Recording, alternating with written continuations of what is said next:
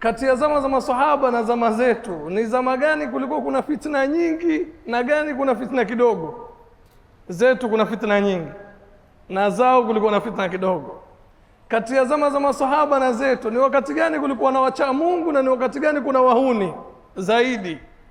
Zetu kuna wahuni zaidi, zao kuna wacha Mungu wengi, si ndio? Kwa nini wakati wao wanawake ni kidogo na kuoa ni rahisi? Wakati wetu wanawake wengi na kuoa ni dharuku. Wakati wao ucha Mungu ni mwingi na kuoa ni rahisi. Wakati wetu huu vijana wengi wanatumia formula ya kuoa kupiga penalty kabla firimbi kulia.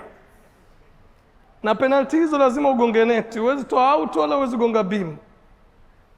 Zama za maswahaba ilikuwa fitna ni chache na kuoa ni rahisi. Zama zetu fitna ni nyingi na kuoa, ukitaka kuoa fikiria kama utakununua plot ujenge.